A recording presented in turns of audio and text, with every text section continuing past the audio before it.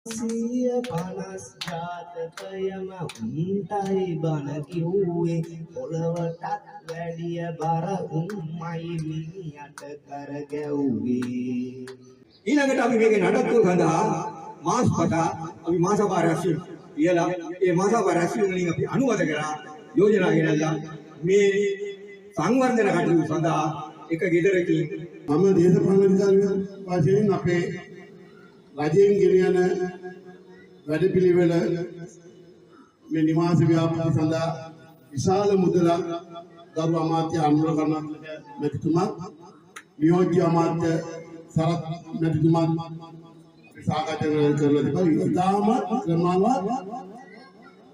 නවීන පාසුකම් සහිත නිවාස යෝජනාවේ ඉදිරියේදී නිර්මාණය වෙන්නේ. මේවා මේ